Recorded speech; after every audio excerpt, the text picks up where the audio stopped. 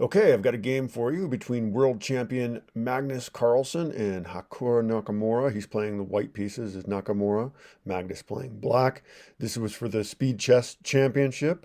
Magnus Carlsen, of course, has been world champion of classical and speed chess, all forms of chess, for the past several years. Let's see if Nakamura can supplant him as champion. As you can see, they only have 5 minutes. As you can see, they only have 5 minutes on the clock. Let's go ahead and get right into the game.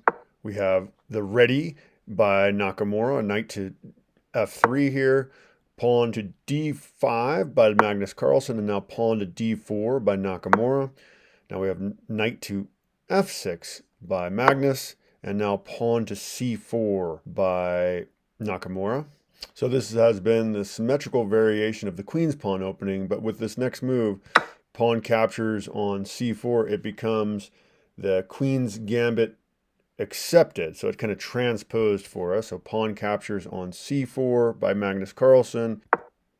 And now we have pawn to e3 by Nakamura. And now pawn to e6 by Magnus Carlsen. Bishop captures on c4 by Nakamura. And now we have pawn to a6 by Magnus. We have castles by white, and now pawn to c5, striking out the center by Magnus.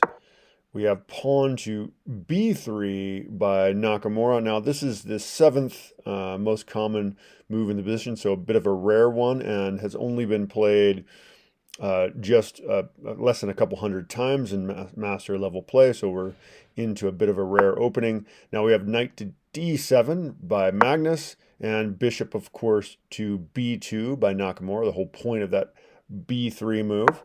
And now Magnus develops his bishop to e7, and now we have pawn to a4 by Nakamura, and this is another extremely rare move, not usually played. In fact, a bit of a mistake. Stockfish actually recommends instead just to go ahead and capture the pawn on c5. And now Nakamura now Magnus Carlsen castles here. We have knight to c3 by Nakamura. Pawn captures, so c captures on d4 by Magnus, and knight captures on d4 by Nakamura.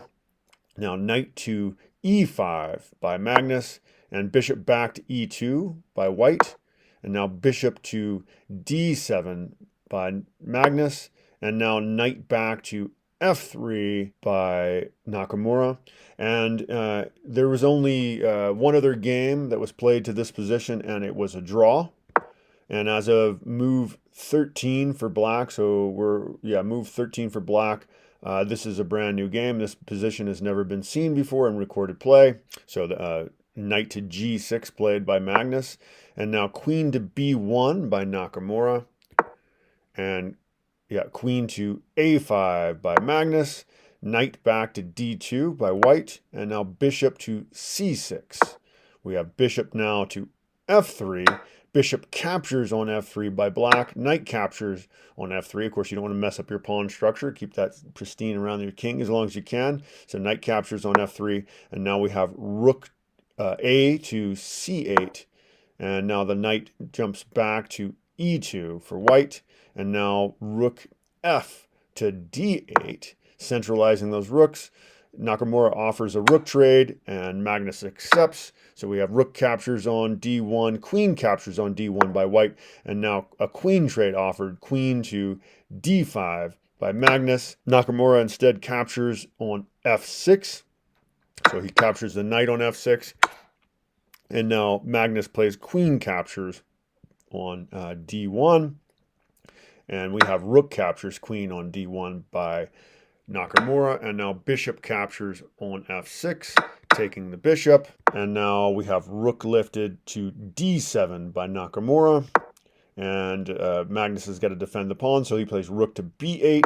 And now we have pawn to g4 by Nakamura. And Magnus tries to activate his king, bringing it to f8 here. And we have king to g2. So both players moving their kings on consecutive moves. White plays king g2, and now king to e8, attacking Nakamura's rook. So he's got to move it. He moves it to c7 here. And now we have knight back to e7 by Magnus. And now pawn to g5 by Nakamura, kicking Magnus's bishop, or well, trying to kick Magnus's bishop, but instead Magnus plays knight to d5, attacking the rook, and Magnus repositions his rook to c4, and now, of course, the bishop is repositioned down to d8 for Magnus, and now we have knight to g3 by Nakamura, and knight to b6 by Magnus, attacking the rook again. So Nakamura repositions his rook to c2, and now we have a rook trade offered by Magnus, rook to c8, and Nakamura obliges, capturing on c8, and of course we have knight captures on c8. So we have a pair of knights versus a knight and a bishop, and now we have pawn to h4 by Magnus, and pawn to f6 by Nakamura. By the way, all the moves that these gentlemen are making, there were no blunders. There are some moves that were considered inaccuracies, but yeah, there were no blunders in this game. This was nearly flawless game. Percentage of accuracy was right at 95%. So yeah, they played extraordinarily well, as you might expect from the two of the top players in the world. Okay, so yeah, we have pawn to f6 by Magnus, and now knight to h5, attacking, putting some additional pressure on the pawns here. So knight to h5 by Nakamura. We have king to f7 by Magnus, and now pawn captures on f6. Pawn captures on f6 again, so f captures on, or g captures on f6 by Magnus, and now knight back to f4 by Nakamura. We have knight to d6 by Magnus, and now knight to d3 by Nakamura.